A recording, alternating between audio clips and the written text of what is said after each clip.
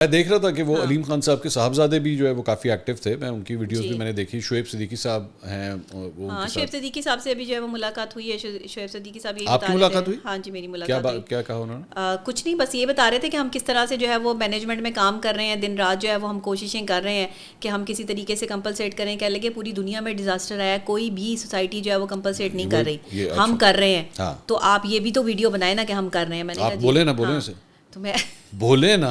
ہاں میں بول رہی ہوں کہ کمپلسیٹ کر رہے ہیں بھائی، وہ کہہ رہے ہیں کہ ہم کر رہے ہیں، لیکن لوگ کچھ اور کہہ رہے ہیں نا.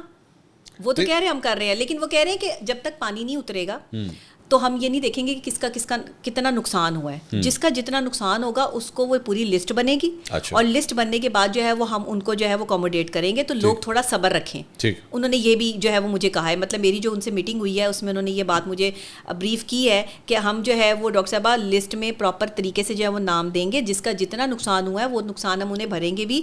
اور جو لوگ اس ٹائم جو ہے وہ ہوٹل میں بیٹھے ہیں ان کا بھی کھانے پینے کا اور رہنے کا، جب تک ان کے گھر جو ہے وہ سیف نہیں ہو جاتے یا ہم انہیں گھروں تک شفٹ نہیں کر دیتے تب تک یہ اخراجات بھی ہم خود اٹھائیں گے. بڑی اچھی بات ہے. جی اچھی بات ہے، بالکل اچھی بات ہے. لیکن آپ فرما رہی ہیں کہ بس یہ جلدی ہو جائے. جی جلدی ہو جائے. اور دوسری بات یہ رہنا آپ نے پھر بھی نہیں ہے. نہیں، میرا دیکھیں میرے گھر والے نہیں جو ہے وہ اس چیز پر ایگری کر رہے کہ ہم جو ہے وہ یہاں پر رہیں، کیونکہ ایک تو ہمارا، لیکن ہم اتنے کم ریٹ میں اس کو سیل کر کے ابھی نکل بھی نہیں سکتے. یہ نہیں ہو سکتا، نہیں ہو سکتا، ابھی نہیں ہو سکتا. تو ابھی رہنا پڑے گا.